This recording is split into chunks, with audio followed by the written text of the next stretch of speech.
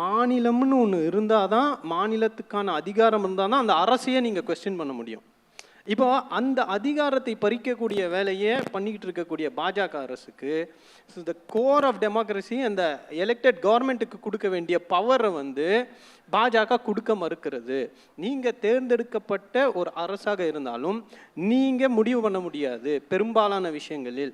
திடீர்னு 2020 ஒரு திட்டத்தை கொண்டு வந்து சமகர சிக்ஷான்னு கொண்டு வந்து பிஎம் ஸ்ரீயை கட்டாயப்படுத்தி அதை இந்த அரசு ஏற்றுக்கணும். அப்படி ஏற்றுக்கலைன்னா இதுக்கு முன்னாடி கொடுக்கப்பட்டிருந்த நிதியை கூட நாங்கள் கொடுக்க மாட்டோம்னு தேர்ந்தெடுக்கப்பட்ட அரசுக்கு ஒரு திணிப்பு நடக்கும்போது இப்போ அந்த அரசு அந்த பிரச்சனையை பேசணுமா பேசக்கூடாதா அப்படின்ற ஒரு முதல் கட்டத்தில் தான் அதை எடுத்துகிட்டு போகிறோம். இப்போ கல்வி நிதியாக இருக்கட்டும், இல்லை தொடர்ந்து பல விஷயங்கள் மாநில அரசுக்கு இப்போ மும்மொழி கொள்கையை சிபிஎஸ்சியில் தொடங்க சொல்லி ஒரு வாரம் கெடு கொடுத்து ஒரு அறிவுறுத்தலை சிபிஎஸ்சி கொடுத்துருக்குது. அப்போ இந்த சிக்கல்கள் எல்லாம் வந்து தமிழ்நாடு அரசு இருந்தாலும் அந்த அரசுடைய அதிகாரத்தை பறிக்கக்கூடிய வேலை. இப்போ நீங்கள் டீலிமிட்டேஷனை பற்றி பேசுனீங்க. இங்கே எல்லாம் நேற்றுலேருந்து பேசப்படுறது ஒரு ஃப்ளாட் 50% ரைஸ் அப்படின்னு. அதை அந்த பில்லை எங்கேயாவது ஒரு இடத்துல சொல்லப்பட்டிருக்கா? ஆனால் பில்ல வேற என்ன சொல்லப்பட்டிருக்குன்னா 2011 சென்சஸின் அடிப்படையில்னு சொல்லியிருக்கு. அப்போ ரெண்டுத்துல எது உண்மை? பில்ல இருக்கிறது உண்மையா இல்லை பாராளுமன்றத்தில் உறுப்பினர்கள் பேசுறது உண்மையா?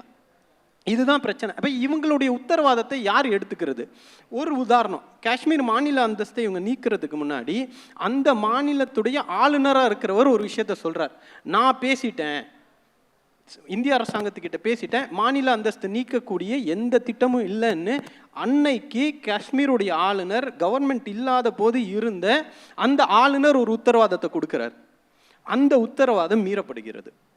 அடுத்தது இப்போ எலெக்ஷன் கமிஷன் மேல குற்றச்சாட்டு உச்சநீதிமன்றத்தில் பெங்கால் எஸ்ஐஆர் விவகாரம் போயிட்டு இருக்கும்போது நீங்க சொல்ற எல்லா விஷயமும் முக்கியமான பிரச்சனை தான் அப்படிங்கிறதுல எந்த விதமான மறுப்பும் இல்லை. ஆனா என்னன்னா, இந்த தேர்தல் நேரத்தில் மக்கள் எதுக்காக ஓட்டு போடுறாங்க அப்படிங்கிறத ஒரு விஷயம் இருக்குல்ல. இப்போ நான் ஒரு தொகுதியில் இருக்கிறேன் அப்படின்னா என் தொகுதி சார்ந்த பிரச்சனைகளுக்கு நான் வாக்களிப்பது அப்படிங்கிறது ஒரு மாதிரி, இல்லை ஹோலிஸ்டிக்காக வந்து நம்ம தேசியம் சார்ந்த அல்லது வந்து மாநிலம் வெர்சஸ் தேசியம் அப்படிங்கிற பிரச்சனைக்காக என் தொகுதியில் நான் வாக்களிக்கிறது அப்படிங்கும்போது அந்த வாக்காளனுடைய பர்பஸ் சர்வ் ஆகுதா அப்படிங்கிறது இல்லையே.